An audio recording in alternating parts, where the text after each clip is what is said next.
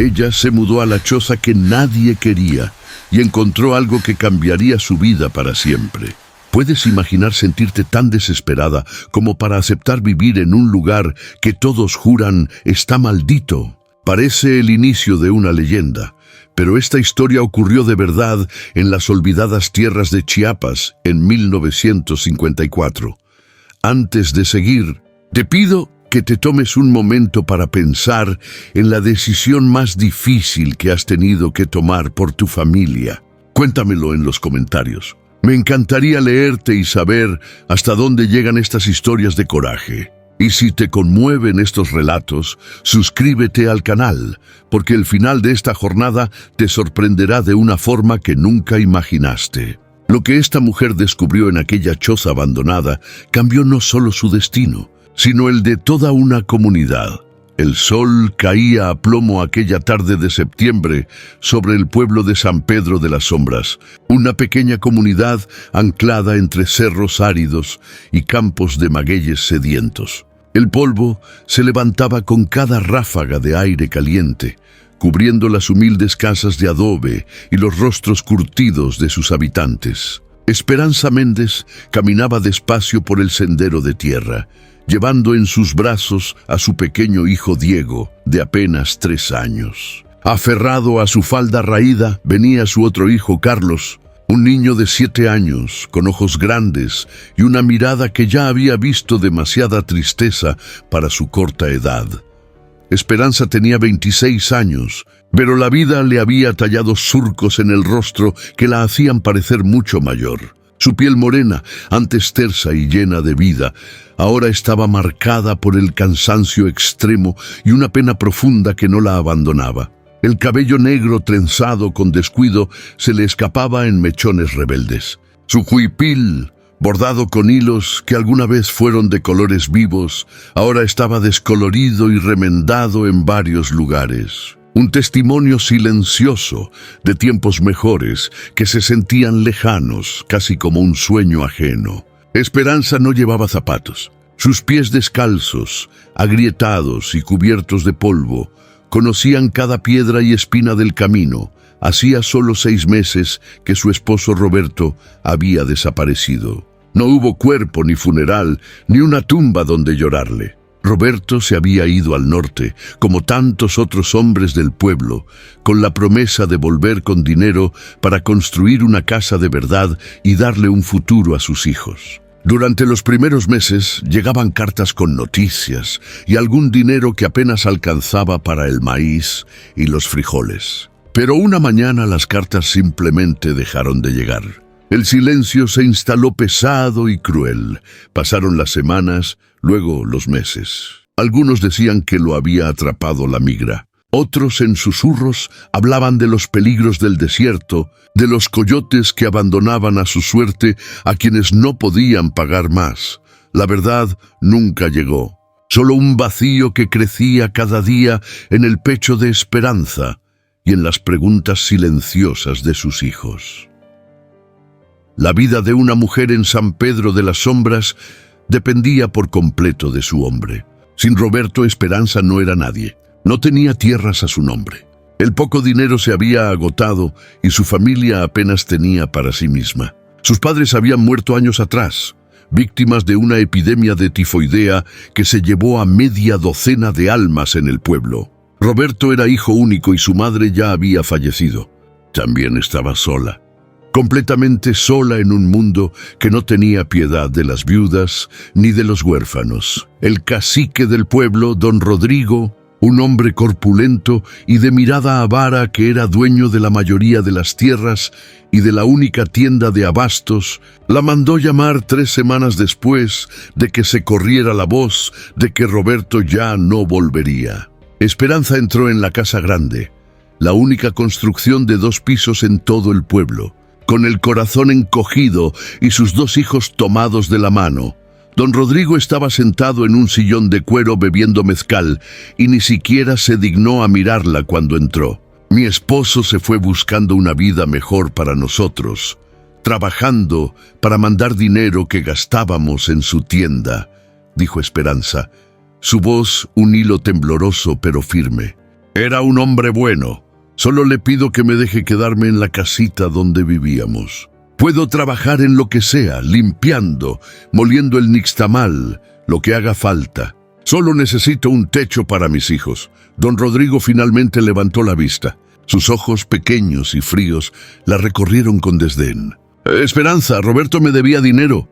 La cuenta en la tienda era larga. La casa en la que vivían es mía. Ya tengo a otra familia que la necesita. Una familia con un hombre que sí puede trabajar mis tierras. Esperanza sintió que el suelo se abría bajo sus pies. Pero, don Rodrigo, no tenemos a dónde ir. Mis hijos son pequeños. Deme un poco de tiempo, solo hasta que pueda arreglarlo. El cacique soltó una carcajada seca y cruel. El tiempo es dinero, mujer, y tú no tienes ni lo uno ni lo otro. Tienes hasta el fin de semana para sacar tus cosas y considéralo un favor. Podría haberte echado a la calle el mismo día que dejaste de pagar. Esperanza intentó suplicar, pero don Rodrigo ya había desviado la mirada hacia su vaso, dando la conversación por terminada. Salió de allí con sus hijos, sintiendo un frío en el alma que el sol abrasador de Chiapas no podía calentar. El mundo se había encogido hasta convertirse en un callejón sin salida. Durante los días siguientes, Esperanza peregrinó de puerta en puerta, ofreciendo su trabajo a cambio de un rincón donde dormir, pero las respuestas eran siempre las mismas. Las familias ya eran numerosas. La cosecha de maíz había sido mala ese año, y el dinero escaseaba como el agua en temporada de sequía. Una viuda con 2 bocas que alimentar era una carga que nadie estaba dispuesto a asumir. Algunas mujeres le ofrecían un taco o un poco de atole, mirándola con una lástima que hería más que el rechazo directo, pero nadie le abrió su hogar. Sentía las miradas clavadas en su espalda mientras caminaba por la única calle del pueblo. Oía los susurros que se apagaban cuando ella pasaba. La decisión de don Rodrigo era ley, y ayudarla significaba desafiar al hombre que controlaba sus vidas, sus deudas y su sustento. La soledad se convirtió en un muro invisible que la separaba de todos los que alguna vez llamó vecinos. El fin de semana llegó como una sentencia y Esperanza tuvo que recoger sus pocas pertenencias. Una estera para dormir, 2 zarapes gastados, una olla de barro y la ropa remendada de sus hijos. Se sentó bajo la sombra de un pirul en la orilla del pueblo con Diego durmiendo en su regazo y Carlos mirando el horizonte con una seriedad impropia de su edad, y se preguntó si el desierto sería su último lecho.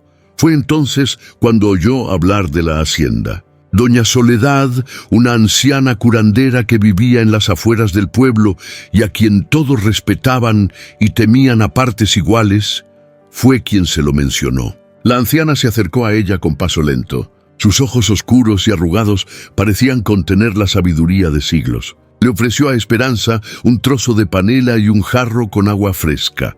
«El coyote acorrala a la oveja, mi niña», dijo doña Soledad con una voz rasposa como la tierra seca. «Pero hasta la oveja más mansa aprende a buscar refugio en la roca más alta». Esperanza levantó la vista, sus ojos llenos de una desesperación muda. «¿Qué refugio me queda, nana?» «Nadie nos quiere». La anciana señaló con su barbilla huesuda hacia una colina distante, donde las ruinas de una construcción se perfilaban contra el cielo anaranjado del atardecer. Pero había algo más, una extraña cruz de piedra negra que sobresalía entre las ruinas, visible incluso desde esa distancia. Allá, la hacienda de los Villarreal. Lleva abandonada desde los tiempos de la Revolución. Un destello de esperanza frágil como una brasa se encendió en el pecho de Esperanza. ¿Por qué está abandonada? ¿No tiene dueño? Doña Soledad se persignó. Un gesto rápido y casi imperceptible. No tiene dueño en este mundo. Dicen que le pertenece a ella, a la mujer de los lamentos. Soledad le contó la historia que todas las madres usaban para asustar a sus hijos. La hacienda había pertenecido a doña Isabel de Villarreal, una mujer rica y orgullosa. Durante la Revolución, los zapatistas tomaron el pueblo. Su esposo fue asesinado y en medio del caos, su único hijo pequeño desapareció. Ahogado en el río, según algunos, robado, según otros. Doña Isabel perdió la razón. Se dice que vagó por los campos de magueyes llorando y llamando a su hijo. Continuó la anciana, hasta que un día la encontraron sin vida al pie de una gaba. Pero hay más, niña.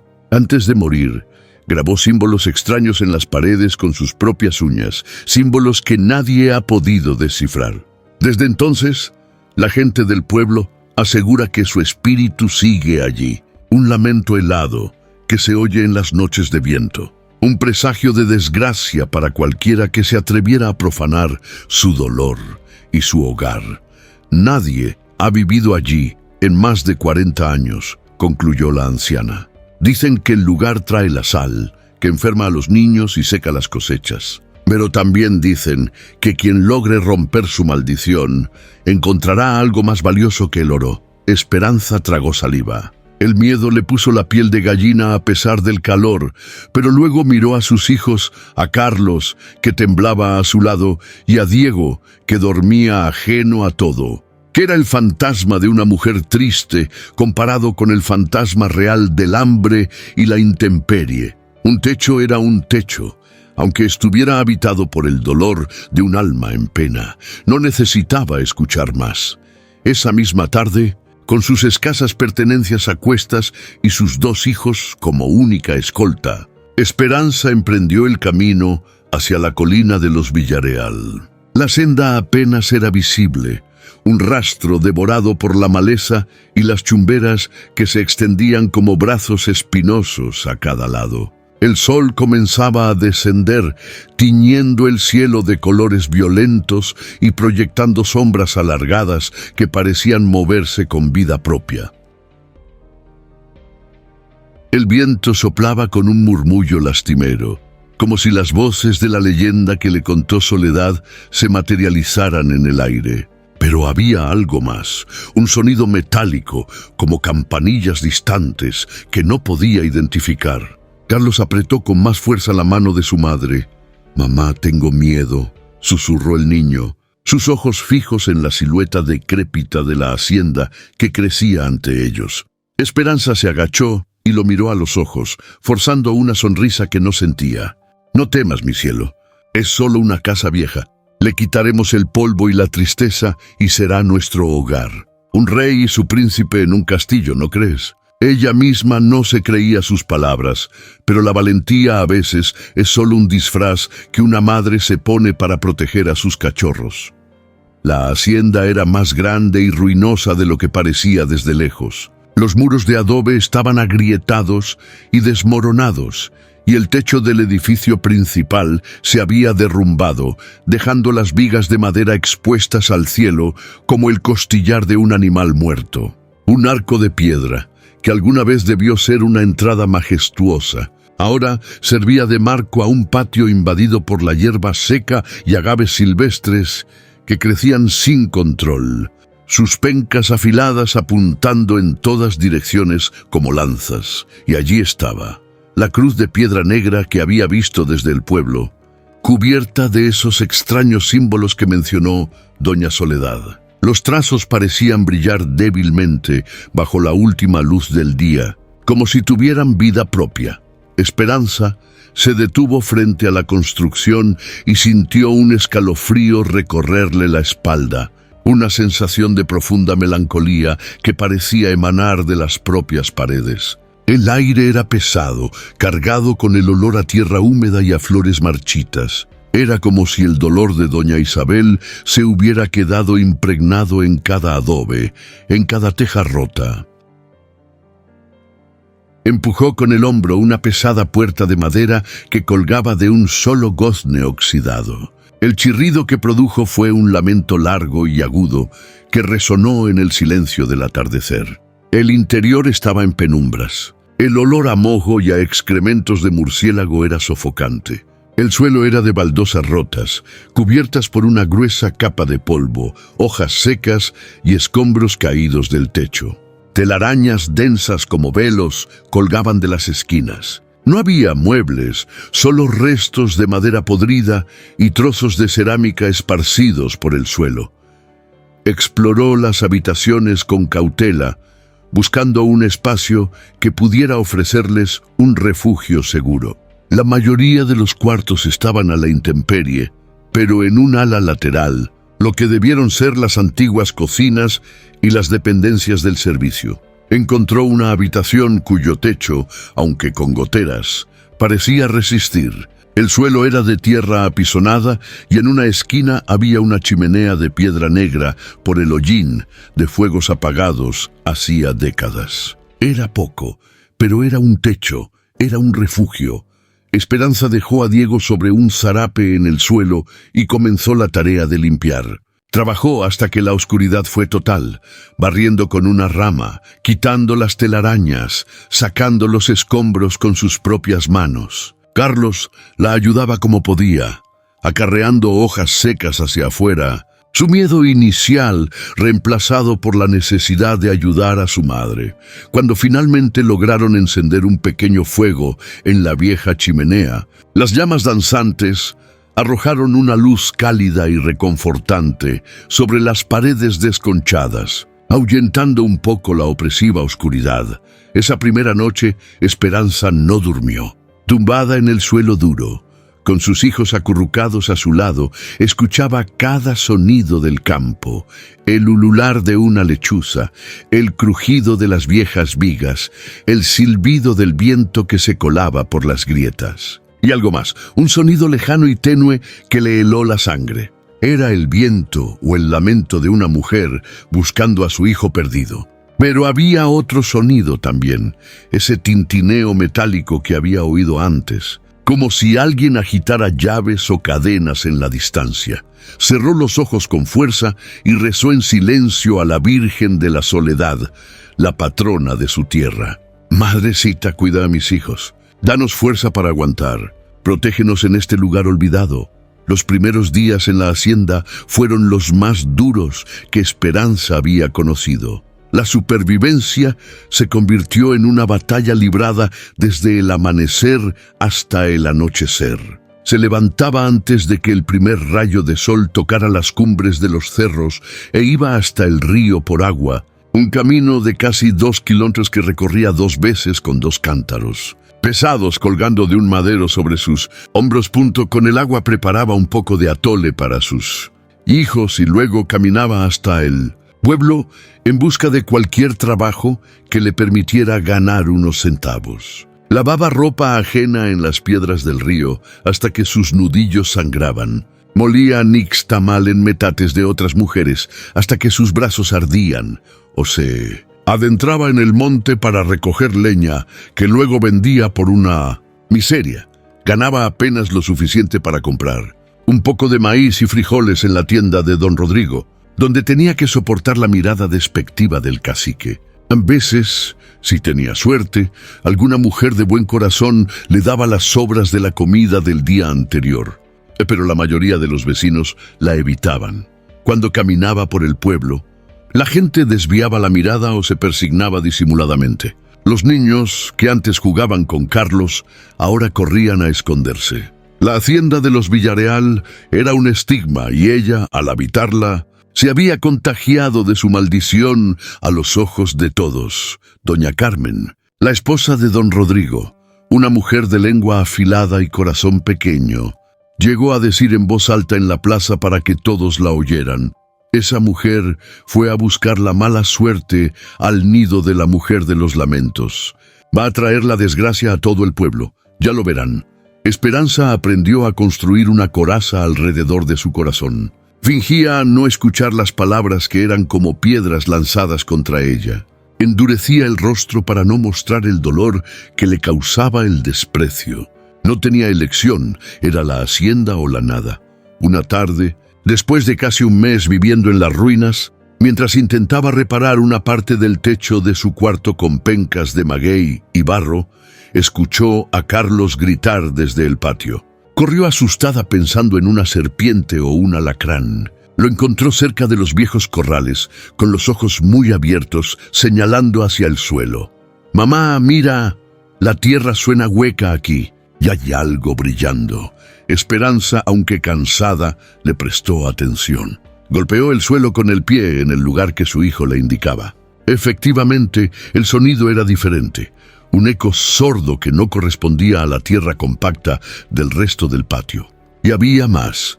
Pequeños fragmentos de algo que brillaba entre la tierra, como cristales rotos pero con un tinte verdoso.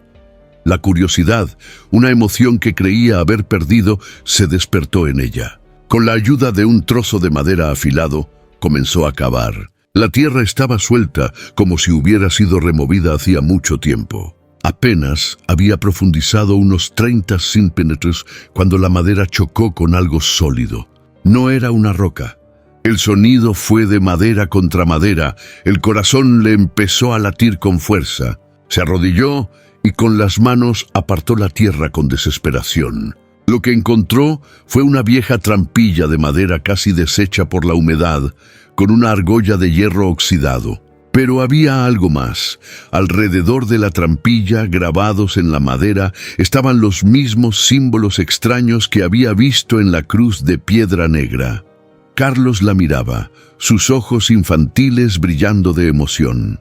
¿Qué es, mamá? ¿Un tesoro de los revolucionarios? Esperanza no respondió. Un miedo ancestral se mezcló con una extraña expectación. Con un gran esfuerzo, tiró de la argolla. La madera podrida cedió con un crujido y la trampilla se deshizo revelando una abertura oscura y un tramo de escalones de piedra que se perdían en las entrañas de la tierra. Un aliento frío y húmedo, con olor a tierra antigua y a secretos guardados, subió desde la oscuridad envolviéndola y haciéndola temblar. Pero había algo más. Ese sonido metálico que había estado oyendo desde que llegó a la hacienda parecía venir de abajo. Más claro ahora, como un eco distante de campanillas o cadenas. No sabía qué había allí abajo, pero una fuerza inexplicable la impulsaba a descubrirlo. Era como si el propio lugar, después de ponerla a prueba, finalmente hubiera decidido revelarle su más profundo secreto. «Quédate aquí con tu hermanito y no te muevas», le dijo a Carlos con una seriedad que el niño comprendió al instante. El sol ya casi se había ocultado y la oscuridad dentro del agujero era absoluta. Esperanza regresó a su humilde cuarto, encendió una pequeña lámpara de aceite que había heredado de su madre y con el corazón martilleándole en el pecho, volvió a la trampilla. La curiosidad era ahora más fuerte que cualquier miedo. Se asomó al borde. Los escalones de piedra eran empinados y resbaladizos por la humedad. Respiró hondo y comenzó a descender con sumo cuidado, la temblorosa luz de la lámpara proyectando su sombra danzante sobre las paredes de tierra. El aire se volvía más frío y denso a cada paso. Olía a encierro, a polvo de siglos. El sonido metálico se hacía más claro, pero no podía identificar su origen. El sótano no era grande, apenas un cuarto de unos 3 metros por lado con el techo abovedado. Estaba claro que había sido excavado a propósito para ser un escondite. Al principio, la luz reveló solo telarañas y el suelo de tierra seca, pero al mover la lámpara hacia un rincón, un brillo opaco le llamó la atención. Allí, cubiertos por una lona enmohecida, había 3 baúles de madera oscura con herrajes de hierro forjado. Junto a ellos, varios bultos envueltos en toscas telas de yute. Y en el centro, colgando de una cadena oxidada en el techo, había un móvil de pequeñas piezas de jade que tintineaban suavemente con la corriente de aire. Era la fuente del sonido misterioso. Un escalofrío de anticipación recorrió a Esperanza. ¿Sería esto lo que la leyenda de la hacienda había ocultado en realidad? Con las manos temblorosas, dejó la lámpara en el suelo y se acercó a los baúles. No tenían candado. Levantó la pesada tapa del primero. El interior la dejó sin aliento, pero no por el brillo del oro que quizás una parte de ella esperaba encontrar. El baúl estaba forrado de terciopelo descolorido y contenía objetos de una belleza extraña y antigua. Máscaras de jade con expresiones severas que parecían observarla, collares de conchas y piedras semipreciosas, vasijas de barro policromado con dibujos de dioses y animales míticos, y extrañas figuras de obsidiana que brillaban con un fuego oscuro bajo la luz de la lámpara. Eran tesoros, sí, pero no de la clase que ella había imaginado. Eran tesoros de la tierra, de los abuelos, de un tiempo anterior a los españoles, a las haciendas y a los lamentos de mujeres perdidas. Se sentía como si hubiera tropezado con el corazón dormido de su propio pueblo.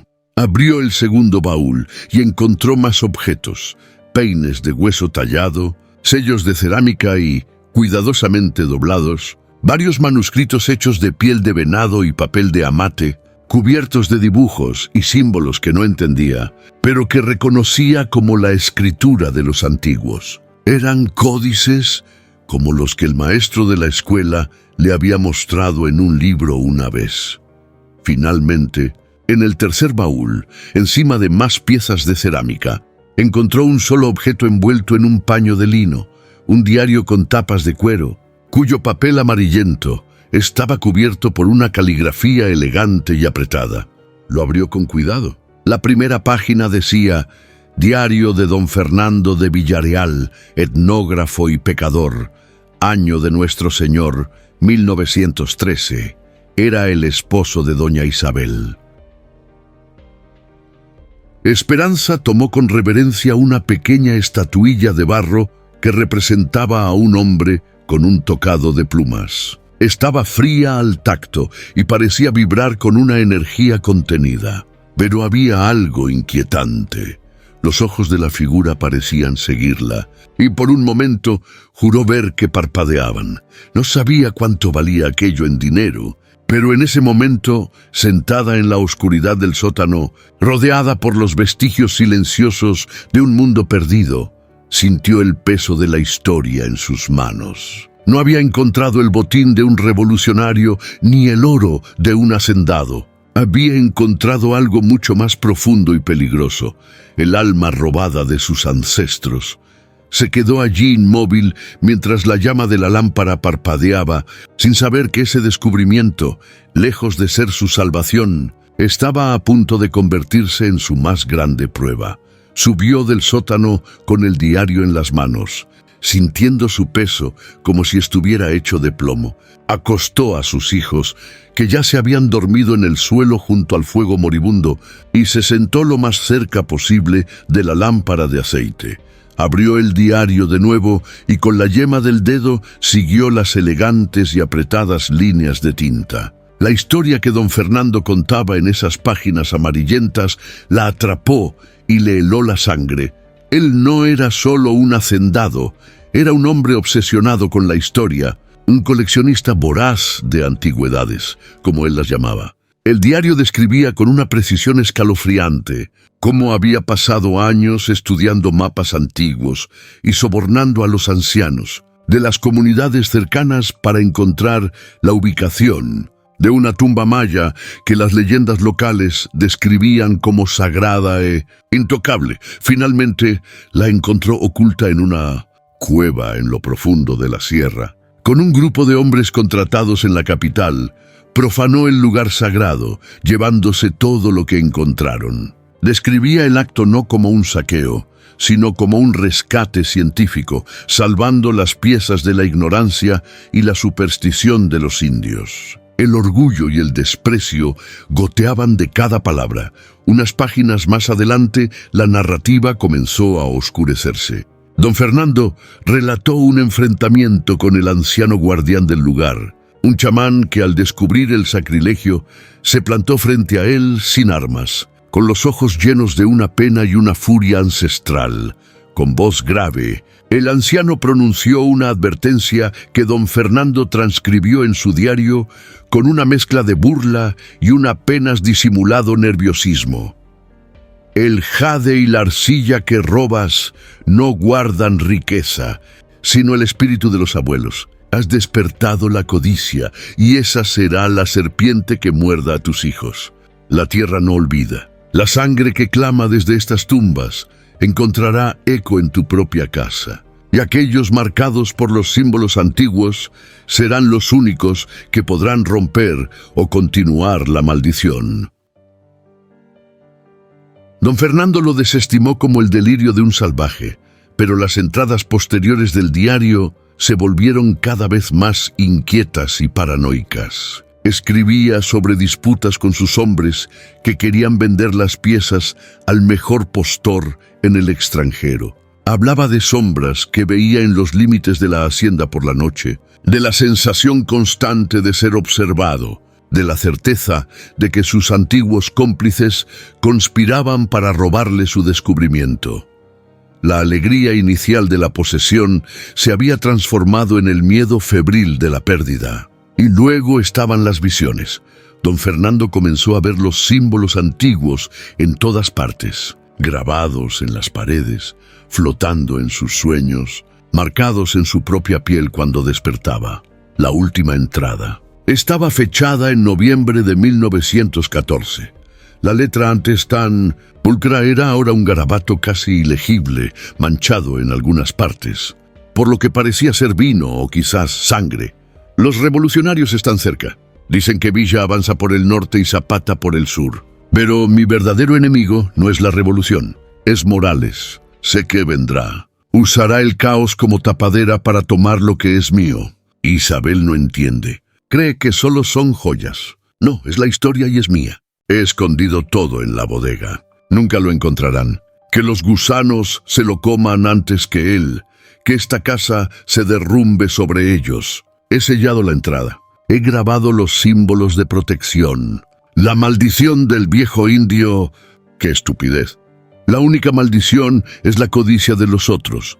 Esperanza cerró el diario de golpe. Un escalofrío la recorrió. La historia de la mujer de los lamentos, la locura de doña Isabel, la desaparición de su hijo, todo cobraba un sentido nuevo y terrible. No era el fantasma de una mujer lo que maldecía este lugar. Era el eco de la avaricia de un hombre. La tragedia no había nacido de un espíritu, sino de la profanación y el robo. Y ahora ella había encontrado ese tesoro maldito. Peor aún, había tocado los objetos, había sentido su energía extraña. Los símbolos que don Fernando había grabado eran los mismos que había visto en la cruz de piedra y alrededor de la trampilla. De alguna manera estaba conectada a todo esto. Miró hacia el patio oscuro, hacia la trampilla oculta. Ahora entendía. No había encontrado un tesoro. Había encontrado la raíz de una desgracia, un secreto empapado en violencia que había permanecido latente bajo sus pies, esperando.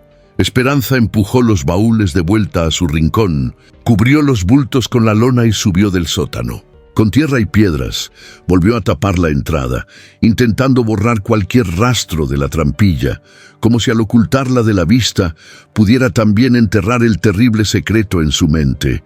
No podía tocar aquello. Era dinero sucio, peligroso, nacido de un sacrilegio. Trató de seguir con su vida como si nada hubiera pasado. Se levantaba con el alba, iba por agua, buscaba trabajo, pero el conocimiento de lo que yacía bajo sus pies la atormentaba. Cada vez que encendía el fuego, imaginaba las máscaras de jade mirándola desde la oscuridad. Cada vez que sus hijos jugaban en el patio, sentía que estaban jugando sobre una tumba de secretos y violencia. El diario de don Fernando lo había guardado en el fondo de su morral, un recordatorio constante del peligro que había invitado a su refugio. La historia de la codicia y la ruina se repetía en su cabeza, y la advertencia del viejo chamán resonaba en sus oídos como un eco premonitorio. Durante los días siguientes vivió con el alma en vilo, sobresaltándose con cada ruido, temiendo que la sombra de algún descendiente de Morales o de los cómplices de Villarreal apareciera en su puerta. Pero su mayor temor llegó de una forma inesperada. Una semana después de encontrar los artefactos, el pequeño Diego enfermó. Empezó con una tos seca que fue empeorando con el paso de los días. Las noches se volvieron más frías en la ruinosa hacienda y la humedad se colaba por las grietas de las paredes. Pronto la tos se convirtió en una fiebre alta que hacía delirar al niño. Su pequeño cuerpo ardía, sus labios estaban resecos y su respiración era un silbido ronco y doloroso. Esperanza hizo todo lo que sabía. Preparó infusiones de gordolobo y bugambilia, aplicó compresas de agua fría en su frente y rezó todas las oraciones que su abuela le había enseñado. Pero la fiebre no cedía. Diego dejó de comer, se negaba incluso a beber agua y pasaba los días y las noches en un estado de sopor, interrumpido solo por ataques de tos que lo dejaban sin aire y temblando. Carlos, asustado, no se separaba de su hermano, mirándolo con sus ojos grandes y llenos de una impotencia que partía el corazón de su madre. Esperanza sabía que los remedios caseros no eran suficientes. Diego necesitaba un médico, medicinas que solo se conseguían en la botica del pueblo grande a un día de camino. Y eso costaba dinero, más dinero del que ella había visto junto en toda su vida. En la madrugada del tercer día, el niño tuvo una convulsión. Esperanza entró en pánico. Lo sostuvo en sus brazos, sintiendo como su cuerpecito se sacudía violentamente. Sus ojitos se ponían en blanco y un hilo de espuma aparecía en sus labios. Y entonces, en medio de su desesperación, tuvo una visión. Vio a Diego caminando hacia la cruz de piedra negra, sus manitas tocando los símbolos antiguos y luego desapareciendo en la oscuridad. Mi hijo se muere, pensó con una claridad aterradora. Mi hijo se va a morir y yo no puedo hacer nada porque soy pobre. Fue en ese instante de desesperación absoluta, con el llanto asustado de Carlos de fondo y el cuerpo de Diego convulsionando en sus brazos, que Esperanza tomó una decisión. En su mente vio las figuras de jade y las vasijas de barro. Vio la advertencia del chamán: la serpiente que muerda a tus hijos. ¿Era codicia querer salvarle la vida? ¿O la verdadera maldición era dejarlo morir por miedo? Recordó las últimas palabras que doña Soledad le había dicho: quien logre romper su maldición encontrará algo más valioso que el oro. Tal vez la forma de romper la maldición no era evitar el tesoro, sino usarlo para el bien. El dilema la desgarró por dentro, pero cuando miró el rostro de su hijo pálido y sudoroso, la respuesta fue instantánea y visceral. Al diablo con las maldiciones y los fantasmas de hombres muertos. No había espíritu, ni leyenda, ni miedo más grande que el de una madre a punto de perder a su hijo. Con una determinación feroz, acostó a Diego. Le pidió a Carlos que lo vigilara y corrió hacia el patio, hacia el lugar donde la tierra guardaba su secreto prohibido. Con una fuerza nacida de la desesperación, Esperanza cavó en la tierra con sus propias manos hasta que las uñas le sangraron. Descubrió la entrada, bajó al sótano sin siquiera pensar en la lámpara y a tientas en la oscuridad buscó en el primer baúl. Sus dedos rozaron la frialdad del jade y agarró la primera pieza que encontró, una pequeña máscara no más grande que la palma de su mano, pero pesada y con una expresión extrañamente serena. Al tocarla sintió de nuevo esa extraña vibración, y por un momento los símbolos antiguos brillaron débilmente en la oscuridad. No se detuvo a mirar nada más. Subió, volvió a cubrir el agujero y envolvió la máscara en un trozo de tela, escondiéndola en lo más profundo de su morral. Corrió con Diego en brazos hasta la choza de doña Soledad. La anciana la recibió en silencio, viendo la fiebre en los ojos del niño y la determinación febril en los de la madre. Pero había algo más en la mirada de la curandera: reconocimiento, como si supiera exactamente lo que Esperanza había hecho. Cuídamelo, nana, por lo que más quieras. Volveré mañana con la medicina. Te lo juro por el recuerdo de mi madre, suplicó Esperanza con la voz entrecortada. Doña Soledad asintió, sus ojos oscuros llenos de una sabiduría triste, y tomó al niño en sus brazos. El camino está marcado, hija. Los símbolos te protegerán si tu corazón es puro, murmuró la anciana. Palabras que Esperanza no entendió, pero que se grabaron en su memoria. Dejó a Carlos con ella, le dio un beso en la frente, y sin mirar atrás, empezó a caminar por el sendero que llevaba al pueblo grande. a la ciudad de Tuxtla. Caminó durante horas bajo el sol inclemente y cuando la noche cayó, siguió caminando bajo la luz de la luna. El miedo y la adrenalina eran el único combustible que la mantenía en pie. Cada paso era una oración por la vida de su hijo. La máscara de jade en su morral parecía pesar 1 tonelada, un secreto frío contra su espalda. Llegó a la ciudad al amanecer, exhausta, cubierta de polvo y desorientada por el ruido de los primeros camiones y el bullicio de la gente. Nunca había estado en un lugar tan grande. Se sentía pequeña e invisible. Durante horas vagó por las calles sin atreverse a entrar en las tiendas elegantes del centro. Finalmente, en una callejuela apartada, vio una pequeña tienda con un letrero que decía «Antigüedades y curiosidades morales». El nombre la sobresaltó. ¿Morales? Como el enemigo mencionado en el diario. No podía ser coincidencia. Un hombre mayor, con gafas pequeñas y ojos astutos, como los de un ave de rapiña, la recibió desde detrás de un mostrador abarrotado de objetos. Esperanza, con voz temblorosa, desenvolvió la máscara de jade y la puso sobre el mostrador. Los ojos del hombre se abrieron de par en par por un instante, un destello de pura codicia que controló de inmediato, adoptando una expresión de aburrido interés. Pero Esperanza vio algo más. El hombre tenía una marca de nacimiento en la muñeca con la forma exacta de uno de los símbolos antiguos. El anticuario tomó la pieza, la examinó con una lupa, la sopesó en su mano. Su corazón latía con fuerza. Sabía que tenía ante él una auténtica joya maya, una pieza de museo que valía una fortuna en el mercado negro. ¿De dónde sacaste esto, muchacha?, me preguntó con una voz falsamente amable. Era de mi abuela, mintió Esperanza, repitiendo la única historia que había podido inventar. Lo guardaba como un tesoro familiar.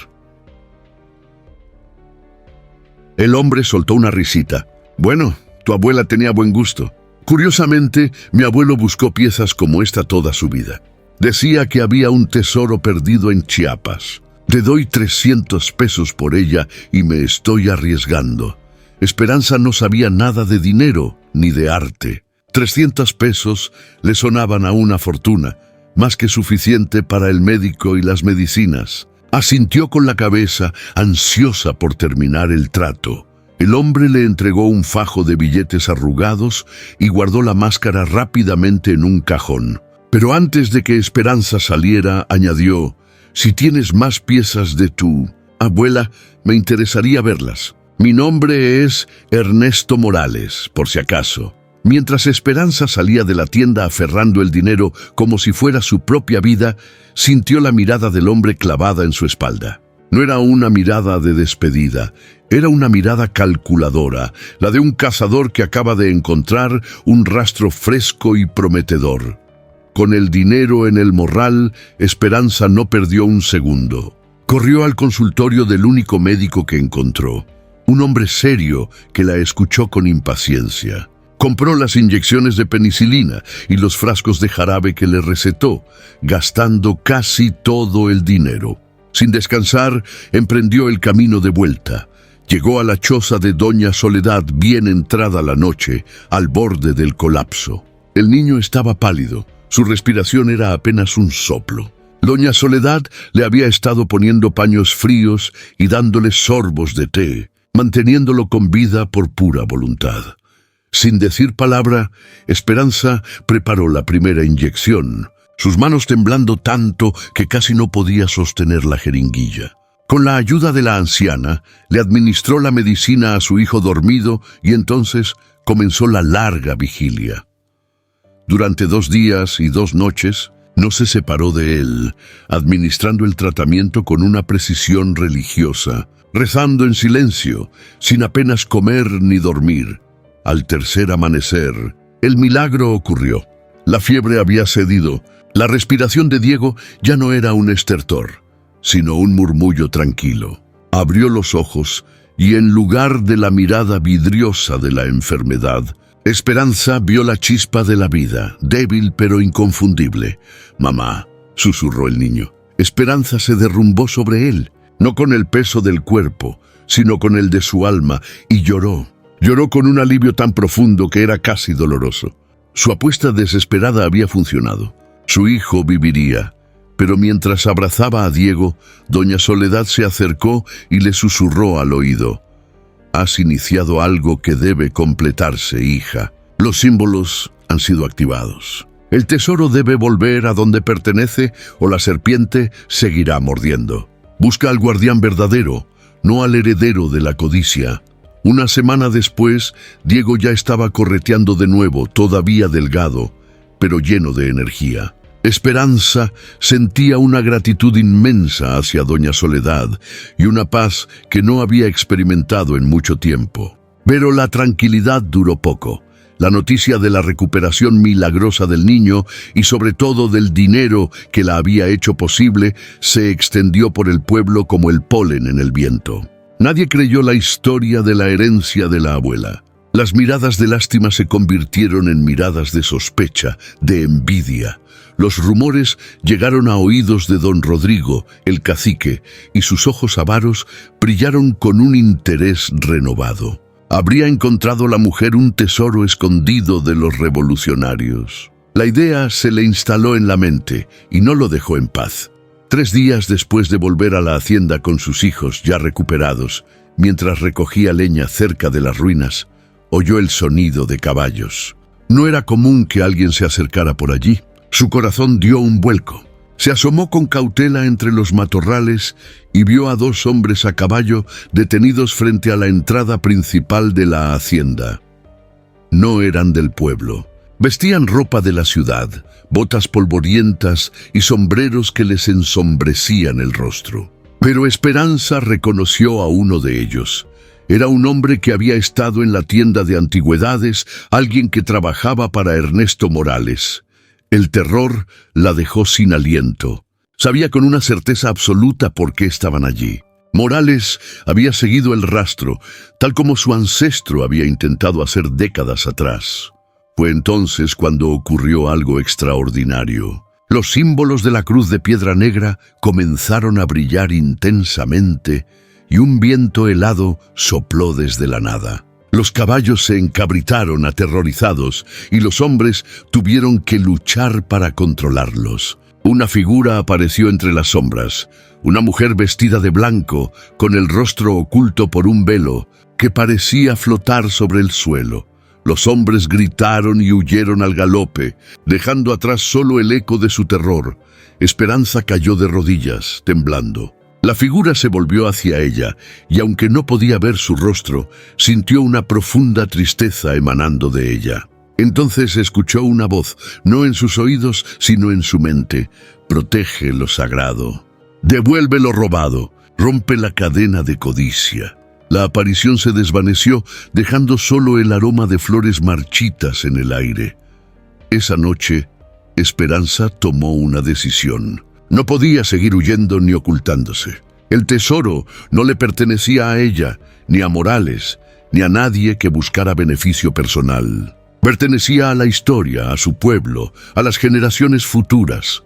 Al día siguiente, mientras contemplaba qué hacer, apareció un jeep en el camino. De él descendió un hombre que no esperaba, el doctor Mendoza, el médico que había atendido a Diego, acompañado por un joven asistente. «Señora Méndez», dijo el doctor con voz amable pero seria, «sé lo del tesoro, pero no vengo como enemigo. Soy arqueólogo además de médico. Mi abuelo fue colega de Fernando de Villarreal, pero se opuso al saqueo. Pasó su vida tratando de encontrar y devolver estos tesoros a donde pertenecen. Vengo a completar su misión». Esperanza lo miró con desconfianza, pero había algo honesto en sus ojos. «¿Cómo sé que puedo confiar en usted?». El doctor se arremangó la camisa mostrando una marca de nacimiento en su antebrazo, el mismo símbolo que había visto tantas veces, pero invertido, como un reflejo. «Porque los símbolos me marcaron para proteger, no para robar, y porque le ofrezco no dinero, sino justicia. Ayúdeme a devolver estos tesoros al Instituto Nacional de Antropología. A cambio, la hacienda será convertida en un museo comunitario. Usted será su guardiana oficial con un salario digno y sus hijos tendrán educación garantizada. Era una oferta que cambiaría todo. Esperanza miró a sus hijos, luego a las ruinas que habían sido su refugio y su prueba. Pensó en la aparición, en las palabras de Doña Soledad, en la maldición que necesitaba ser rota. «Está bien», dijo finalmente.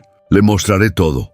Juntos descendieron al sótano. El doctor Mendoza quedó maravillado ante los tesoros, tratándolos con la reverencia de quien entiende su verdadero valor, no monetario, sino cultural e histórico.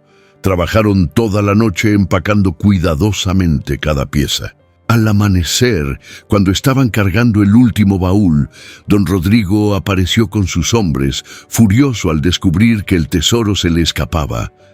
Pero el doctor Mendoza no estaba solo. Había alertado a las autoridades federales, que llegaron justo a tiempo. Don Rodrigo fue arrestado por intento de robo de patrimonio nacional, y su reinado de terror sobre San Pedro de las Sombras llegó a su fin. Epílogo. 10 años después, la hacienda de los Villareal había renacido como el centro cultural, comunitario de San Pedro. Donde antes había ruinas, ahora se alzaba un hermoso museo que contaba la historia completa. El esplendor de las culturas antiguas, el saqueo, la maldición y la redención. Esperanza, ahora directora del centro, guiaba a un grupo de estudiantes por las salas. Diego, ya adolescente, la ayudaba como asistente. Mientras Carlos estudiaba arqueología en la universidad, frente a la máscara de jade que había salvado la vida de su hijo, ahora protegida en una vitrina, Esperanza reflexionó.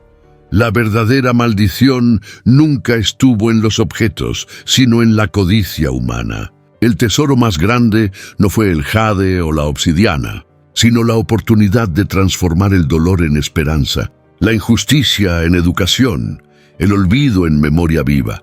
Los símbolos antiguos, que antes parecían una maldición, ahora brillaban suavemente en la cruz de piedra restaurada, no como una advertencia, sino como una bendición para quienes eligieron el camino del bien común sobre la ganancia personal.